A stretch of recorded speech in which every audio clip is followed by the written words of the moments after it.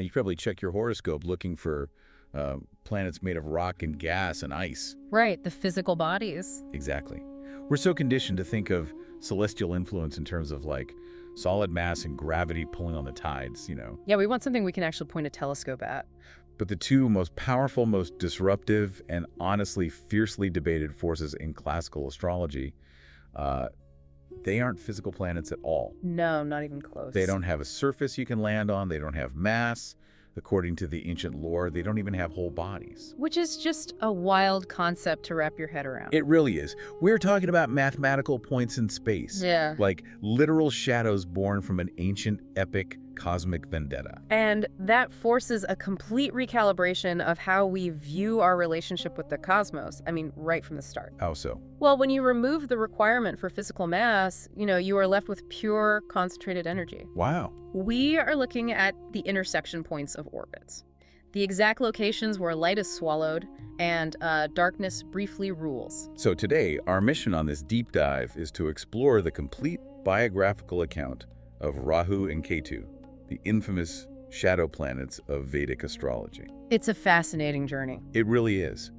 We are going to uncover their bizarre origins, the literal cosmic drama that tore them apart, and the profound life lessons their existence dictates for you right now on your own personal journey. Because it really does apply to everyone. Absolutely.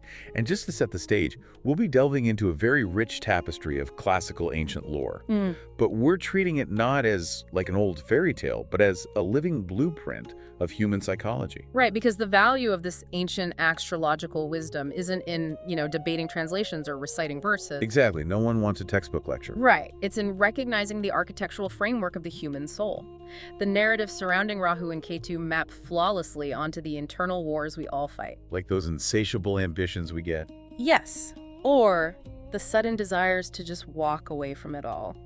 That feeling of being torn in two completely different directions. Like when you feel that sudden, totally inexplicable urge to drop your entire career and move to a cabin in the woods. We've all been there. Or, conversely, when you find yourself completely obsessed with achieving a status marker that you actually know won't make you happy. Yeah, that endless treadmill. Right. That isn't just random brain chemistry. That is the energy of these shadow planets functioning in your life. It's the ancient coding, playing out in modern real time. Exactly. So to understand how they exert this influence, we can't just look at what they do. We really have to look at how they were made. The origins are everything. They are. The conditions of their births set the absolute foundation for their contrasting natures. So let's start at the beginning. Yeah, the origin story is where the psychological coding actually begins. And if we look at Rahu first, the circumstances of his conception are incredibly jarring. They really are. Walk us through it. So he is born to a mother named Simhika and a father, the great sage Kashyapa. Okay, so a sage and his wife. Right, but in the broader context of ancient cosmology, Kashyapa is a progenitor figure. He's this neutral canvas through which different forms of life enter the universe. So he's just the conduit. Exactly. The variable here, the really unpredictable element, is the mother, Simhika. And her request is just mind-blowing. Because the expectation in almost any ancient lore is that a mother prays for a child who will bring, joy or wisdom to the Or world. beauty, yeah. The standard blessings. Right. But Simhika shatters that expectation completely. She specifically and deeply desired a son who would inspire absolute terror in all onlookers. It's so dark. It is. She didn't want a child who would blend in or be loved. She wanted a force of pure disruption. And the psychology of that desire is really fascinating. Why would someone want that? Well, why would a mother want to bring terror into the world? It speaks to a craving for dominance, a need to impose will upon the environment rather than harmonize with it. Like a power grab. Exactly. Simhika's desire is the very seed of raw, unrefined ambition.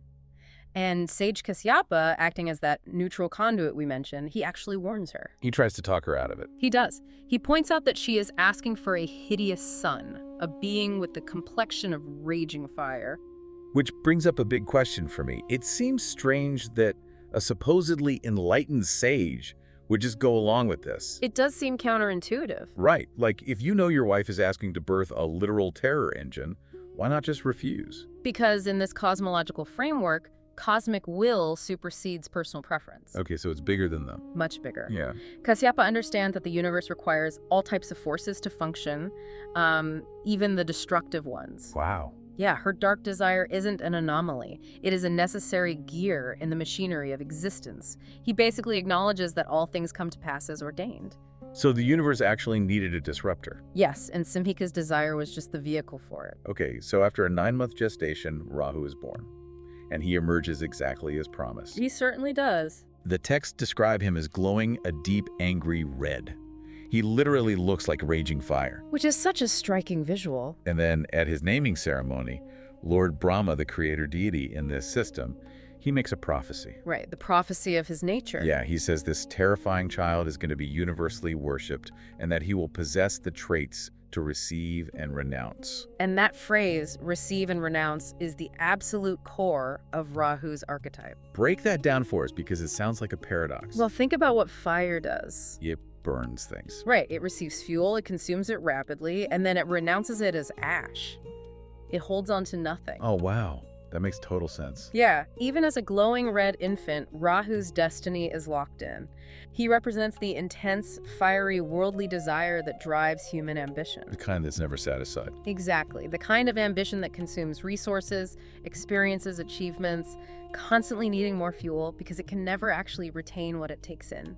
The fire metaphor is perfect because fire doesn't have an internal limit. It only stops when it runs out of things to burn. Precisely. That's Rahu. But then we have the origin of Ketu, which is the polar opposite. And it honestly forces us to reconsider everything we assume about destructive forces. It really flips the script. Ketu's birth is so complex, highly mystical, and just deeply rooted in sorrow. Yeah, it's actually really sad. Set the scene for us. To grasp Ketu's origins, we have to zoom out and look at the state of the Earth at that specific moment in the mythology. Things were not going well. No, the Earth was suffering. It was literally groaning under the weight of an insupportable burden of life. Which is weird, right? Because we usually think of abundant life as a purely positive thing, like a flourishing ecosystem. Right, but the lore is suggesting that too much accumulation, even of life, creates an unbearable pressure. Like stagnation through overpopulation. Exactly. If nothing ever ends, nothing new can begin. The system was basically choking on its own abundance. Okay, so what happens? So Brahma, recognizing this existential crisis, creates Mrityu, the goddess of death. And he gives her a pretty brutal job. A singular, ruthless directive. He orders her to destroy living beings to relieve the Earth's burden. He literally orders a mass extinction event. Yes. But the goddess of death's reaction is what makes this so incredible. She weeps. The goddess of death cries. She possesses a tender heart, and she flat out refuses to execute the order. She doesn't want to be a killer. But Brahma forces the issue, right? He does. He demands her obedience for the sake of the greater cosmic balance. And in her agonizing sorrow, feeling completely trapped by this terrible duty, Mrityu heaves a fierce, heated sigh. A sigh of sorrow. And the imagery here is incredibly dense. From that reluctant, grieving breath, that sigh, a pennant fire emerges. And from those flames steps the infant Ketu. Wow, Ketu is literally born from the empathy and reluctance of death herself. He is. And this really challenges our core assumptions, because we almost universally personify death as this cold, calculating reaper. Something malicious. Right, or at least entirely apathetic. But Ketu is born from death's mercy. He is born from the sorrow of having to end things. It's a profound shift in perspective. So if Ketu represents chaos and loss in our astrological charts, does this imply that the chaos is actually rooted in a strange kind of cosmic compassion? It implies exactly that. And honestly, it is a cornerstone of understanding Vedic philosophy. Really? How so? Well, the losses and detachments that Ketu forces upon us in life, they often feel like malicious chaos. We lose a job, a relationship ends, a belief system just crumbles. It feels like the universe is out to get us. Right. But if we trace the DNA of that energy back to Mrityu's Sai, we see that it is a forced detachment born of necessity. A necessary pruning. Exactly. If Rahu is the fire that consumes to feed its ego, Ketu is the smoke that drifts away, separating us from what we no longer need so that we don't collapse under the weight of our own accumulated attachments. A painful mercy. I love that. So after his birth, Ketu is adopted by Danu, who is another wife of Sage Kashyapa. So now you have these two fundamentally different beings living in the exact same hermitage. Under the same roof. Yeah. Rahu, born of aggressive, fiery desire for dominance, and Ketu, born of sorrowful, mystical detachment and the heavy burden of letting go. And despite these opposing natures, they are raised almost as twins. They were super close. Inseparable. The narratives describe them as infants, crawling side by side, holding each other up as they learn to walk. That's actually kind of adorable. It is. But the most revealing detail comes when their formal education begins. The texts describe an incredible osmosis of knowledge between them. What do you mean by osmosis? I mean, what one learns, the other instantly absorbs. They don't even have to communicate it verbally. Whoa, so it's like a shared consciousness. Exactly. It's a mental link. Which, by the way, terrifies Ketu's adopted mother, Danu. I can imagine. She sees Ketu preferring the company of this aggressive, fiery Rahu over his own siblings. She really worries about the influence. But Kashyapa steps in again. He does. He reassures her, stating it is the supreme will that they share this unbreakable bond. So long before they are physically severed, they are already operating as two halves of a single, complex psychological whole. They represent the human condition perfectly. Deeply intertwined desires to conquer the world and to ultimately transcend it. So they grow up, they enter manhood together, they marry, they have families, but their internal drives Rahu's insatiable ambition and Ketu's otherworldly awareness. It pushes them toward the most pivotal event in this entire cosmology. The churning of the ocean of milk? Or Sagar-Manthan? Yes, this is such a massive story. It is. And the churning of the ocean is really a metaphor for the churning of consciousness itself. Set the factions up for us. Who is involved? So you have the devas, representing the gods, or our higher luminous ideals, and the asuras, the demons, representing our baser material drives. And they're usually at war. Always. But they find themselves at an impasse. Neither side has the power to achieve ultimate immortality, the Amrita, on their own. And they have to team up. They form a temporary truce. It's a fascinating concept that you literally have to unite your highest ideals and your lowest desires to churn the depths of your own consciousness. It takes both. You can't just be pure light. You need the grit of the material drive to get the work done. And Rahu and Ketu, belonging to the Asura camp, are heavily involved in this. And the mechanics of this churning are just absurdly massive. Oh, it's cosmic scale. They use Mount Mandora as the churning stash, an entire mountain. Right. And the giant serpent king, Vasuki, as the churning rope. And of course, the Asuras, driven by ego, demand to hold the head of the snake. Because they view it as the position of power and prestige. While the Devas take the tail. Right. And this churning process takes immense effort and time. It brings up various treasures and even lethal poisons from the deep before the ultimate prize finally emerges. The Amrita, the literal nectar of immortality. But the moment it appears, the truce dissolves. Obviously. Yeah, the gods have absolutely no intention of sharing eternal life with beings driven by base desires. They're like, thanks for the help. We'll take it from here. Exactly. But they need a way to secure the nectar without triggering a catastrophic war right then and there. Enter Lord Vishnu. Enter Vishnu, who assumes the form of Mohini. Now, Mohini's a really interesting figure. She is the personification of Maya, the grand illusion of the material world. She's described as bewitchingly beautiful, radiating a seductive grace that completely short-circuits the rational mind. Her sole purpose in this moment is distraction. Pure distraction. She volunteers to distribute the nectar, secretly intending to serve the real Amrita only to the Devas, while giving the Asuras a placebo. A fake out. Yeah. And the way she operates is honestly a masterclass in sensory manipulation. It really is. She doesn't use force. She walks among the Asuras, letting her garment slip ever so slightly from her shoulder in this act of apparent carelessness. This is a subtle movement. Right. She makes eye contact, she smiles, and the Asuras, these fierce, warlike beings who just spent ages churning an ocean for eternal life, they are completely hypnotized. Yeah. They just sit there in a docile row, their eyes glued to her, every movement. They forget everything. They are so consumed by the immediate sensory gratification of her beauty that they entirely forget the long-term goal. They forget the Amrita. Wow. Mohini represents the dopamine traps we all fall into, the immediate, shiny distraction that makes us forget the deeper work we were trying to accomplish. Like checking your phone when you're supposed to be writing a novel. Exactly, on a cosmic scale. But the illusion doesn't work on everyone. No, it doesn't. Rahu and Ketu are sitting in that exact same row, watching the exact same performance, but they see right through it. They're the only ones whose perception pierces the veil of Mohini's charade. And this is where their unique upbringing and combined natures really manifest, right? Absolutely. Rahu has the ruthless, singular ambition to achieve the goal at any cost. He wants the immortality. He's laser-focused. Yes, and Ketu has the inherent, sorrowful detachment that makes him completely immune to the superficial allure of physical beauty. He just doesn't care about the distraction. He's already past it. Together, their perception is flawless. They see exactly what Mohini is doing. She is pouring the real nectar for the divas. So they don't scream. They don't rally the other demons for a fight. Which would have ruined everything. Exactly. They quietly shift their forms, disguise themselves as divas, and slip across the aisle into the ranks of the gods. They just blend right in. They sit down, hold out their cups, and wait. The duality of this action is the core of their astrological meaning. How so? Well, on a mundane level, it is blatant deceit. They are trespassing and stealing. Right. But on a philosophical level, it is a display of supreme awareness. The entire universe is mesmerized by the illusion of Maya, but Rahu and Ketu maintain an absolute piercing focus on the eternal. They refuse to be distracted by the transient. Exactly. They are the ultimate cosmic gatecrashers. They realize the incredibly attractive VIP bouncer is just a distraction to keep people out of the real party. That's a great way to put it.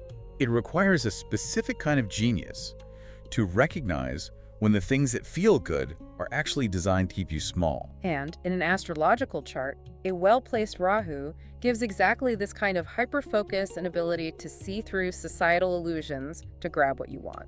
And a well-placed Ketu. It gives the spiritual clarity to realize that the sensory world is largely a distraction from ultimate liberation.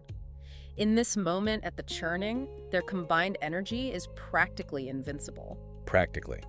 But the victory is incredibly short-lived. Very short-lived. So they're sitting there in disguise. The Amrita is poured, and they take a sip. The ultimate success. But sitting directly adjacent to them in the line of gods are Surya, the sun, and Chandra, the moon, the luminaries. And the luminaries represent light, consciousness, and the mind. Their fundamental function is to illuminate what is hidden. You can't hide in the dark when you're sitting next to the sun. Exactly. They look at the quote-unquote god sitting next to them and immediately recognize the shadow beneath the disguise. So they blow the whistle.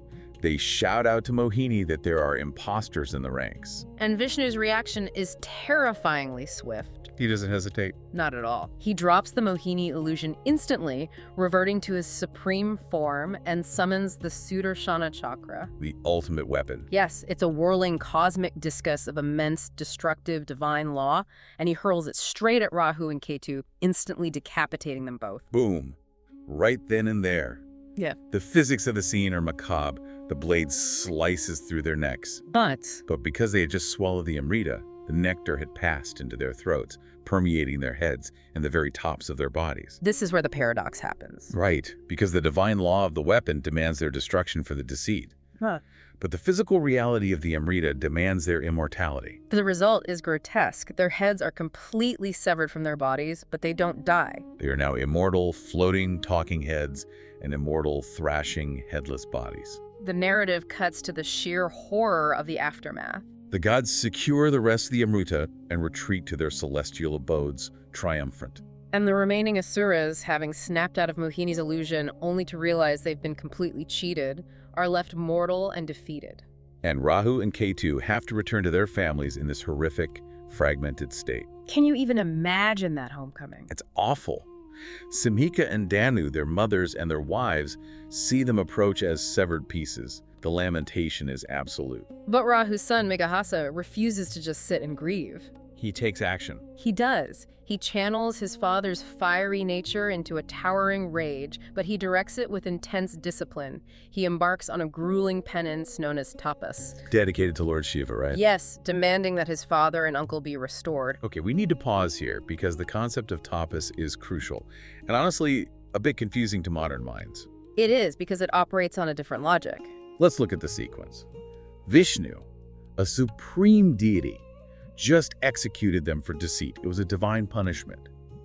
Now, Meghahasa is doing this intense penance, and Shiva, another supreme deity, is going to reward it by giving them new bodies. It looks like a contradiction. Right. Are the gods just working against each other? It seems like a massive loophole in cosmic justice. It looks like a loophole to us because we view justice through a moral punitive lens, We think good gets rewarded, bad gets punished. Yeah, exactly. But this cosmology operates more like physics. Think of tapas not as a prayer or a plea for mercy, but as a form of spiritual thermodynamics. Spiritual thermodynamics. By engaging in extreme austerity, fasting, and unwavering meditation, the practitioner generates an immense internal heat, a spiritual friction that builds up in the universe. Okay.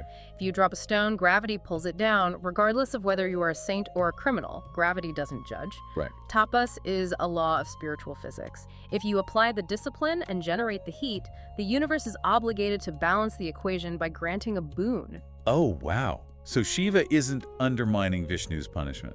Not at all. He is upholding a parallel cosmic law that states sincere, rigorous effort must yield a result. The universe is basically an impartial vending machine for effort. That completely changes how I view this mythology. So Meghahasa puts in the raw effort, and the universe delivers.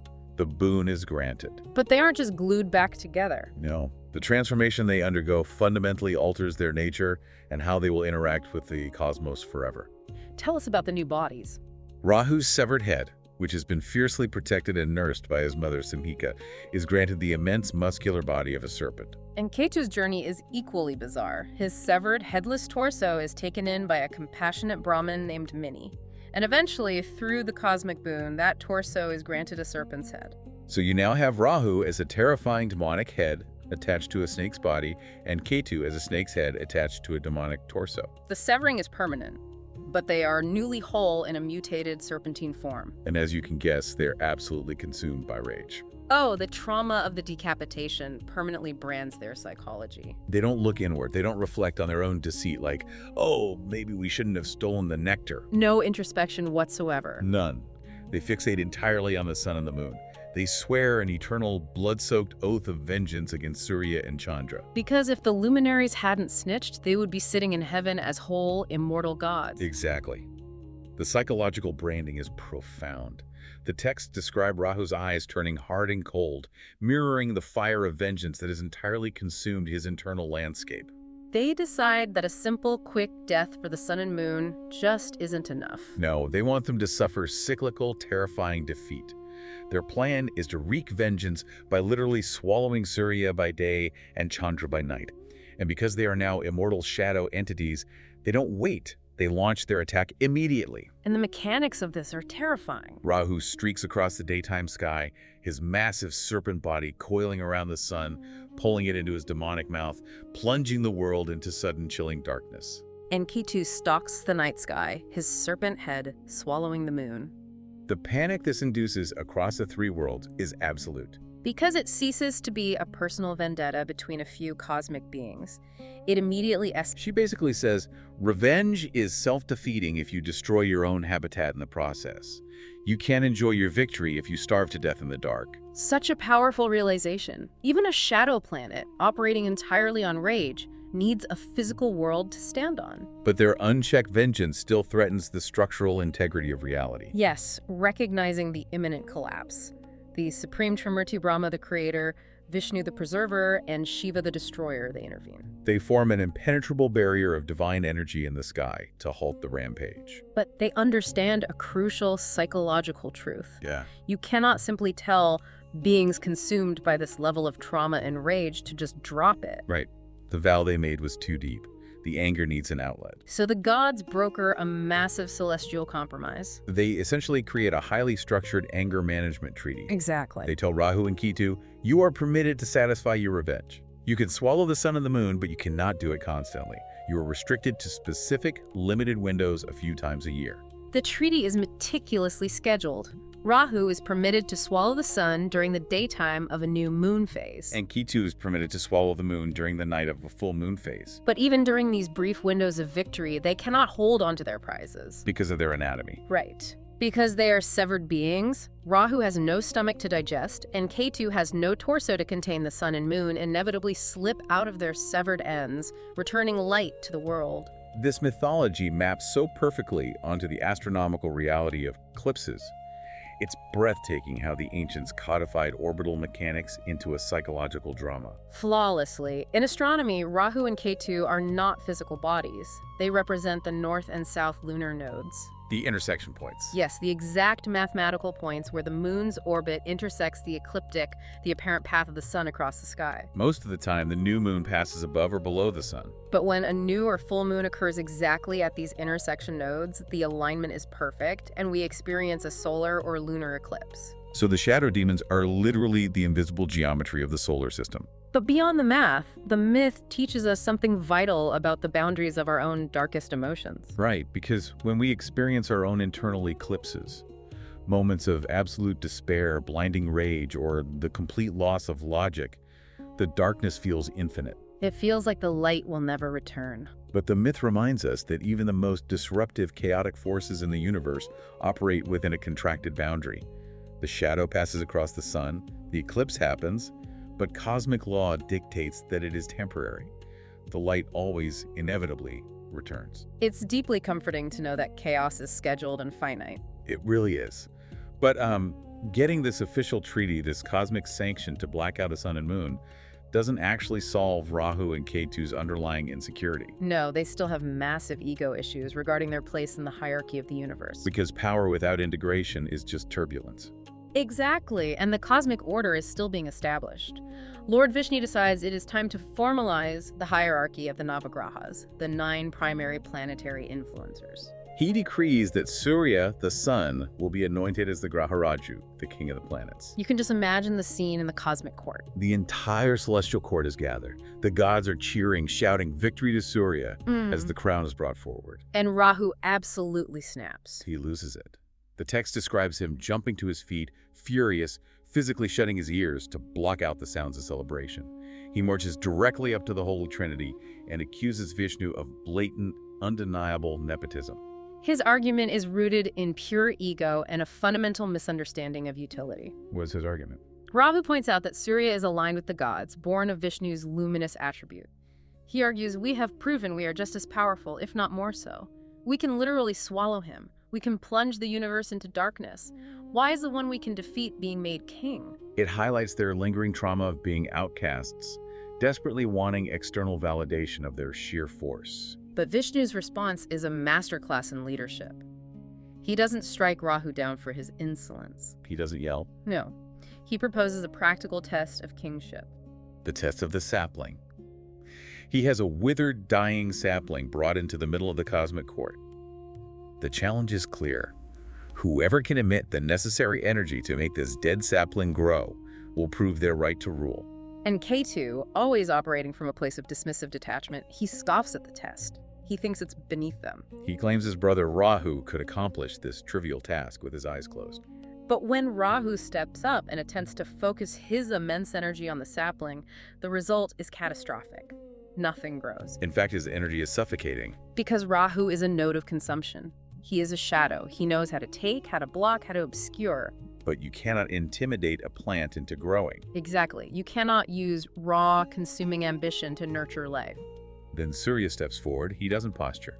He respectfully salutes the Trinity, turns to the withered plant, and simply focuses gentle, sustained beams of light upon it. The transformation is immediate. The texts describe a pale green flush spreading over the faded leaves.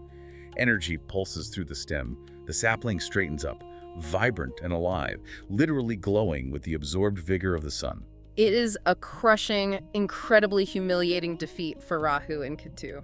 Their sheer force of will is utterly useless in this context. They stagger back to their thrones, their heads bent in shame, their argument completely dismantled. But it's the reaction of their father, Sage Kashyapa, that provides the ultimate resolution to their biographical arc. Kashyapa doesn't mock their failure.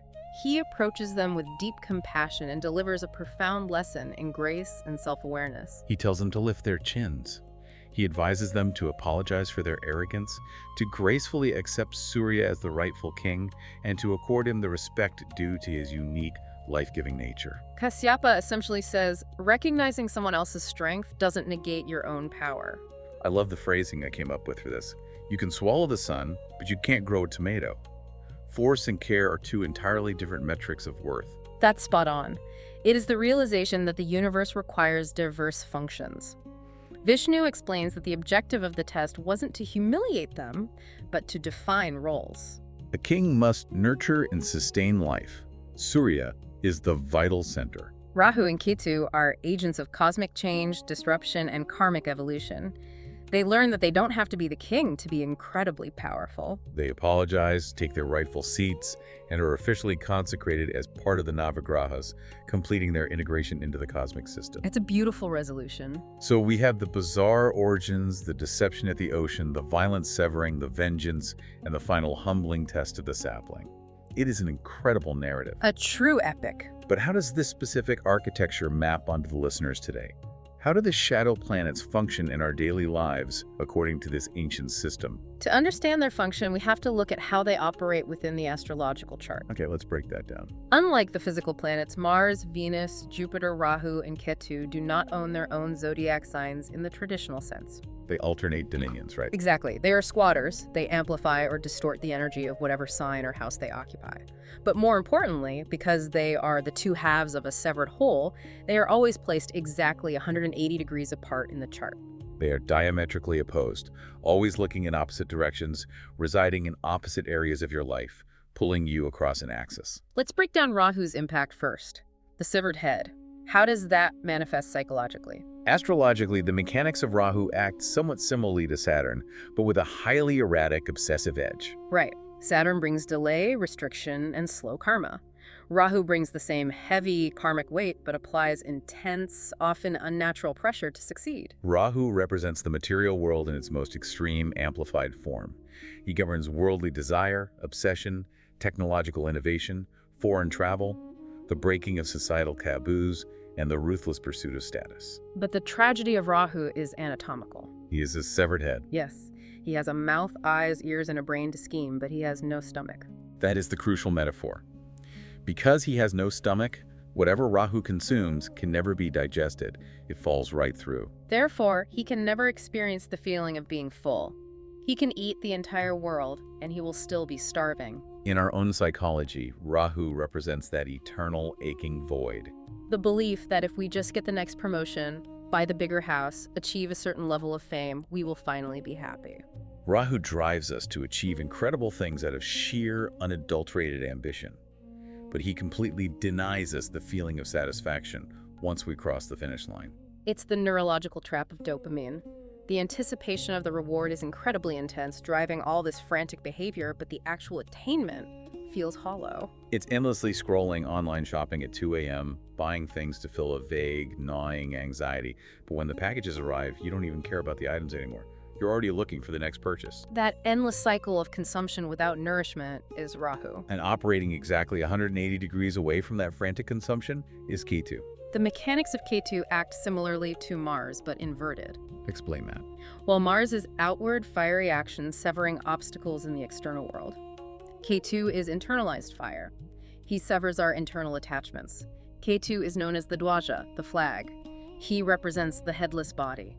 Because he has no head, he has no physical senses, no eyes to be distracted by shiny objects, no tongue to crave luxury, no ears to listen to flattery. Ketu has already digested the material world. He represents our deep-seated intuitions, our past life masteries, and the overwhelming drive towards spiritual detachment. Ultimately, Ketu is the significator of moksha, supreme spiritual liberation. While Rahu is trying to build an empire, Ketu is the part of you that realizes the empire is made of sand and will eventually wash away.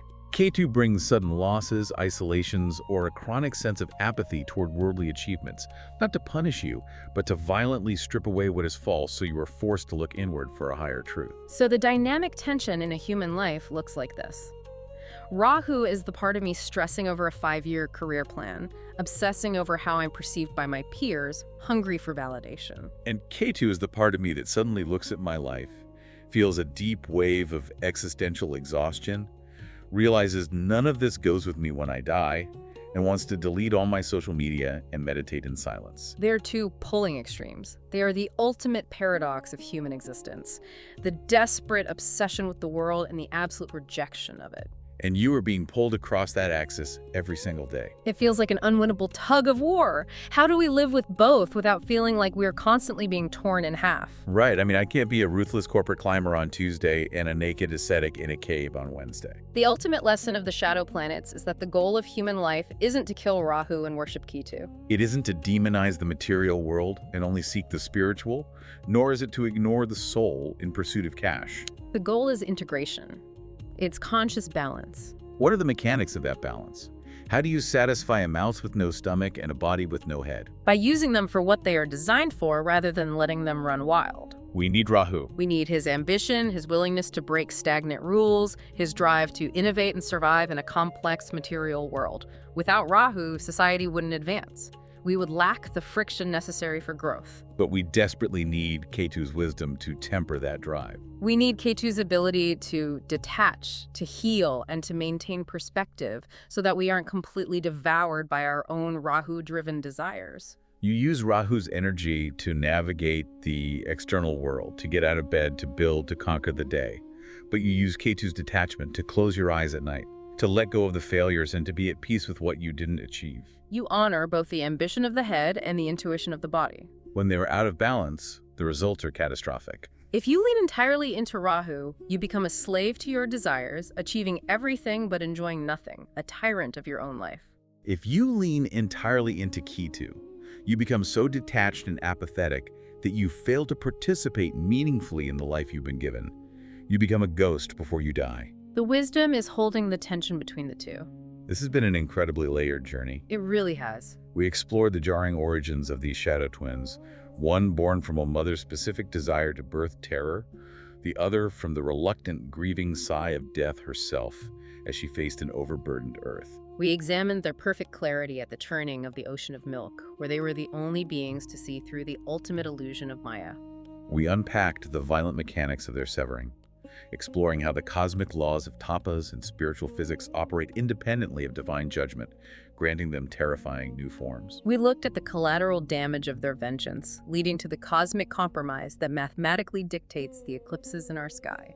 We saw them humbled by the sapling test, learning the crucial difference between the power to consume and the power to nurture. And finally, we decoded their profound astrological impact on our daily psychology. The eternal 180-degree tug of war between our bottomless material hunger and our drive for ultimate spiritual liberation. It's a lot to process. We spend so much of our lives viewing Rahu and Ketu, our ambition and our detachment, as enemies at war within us.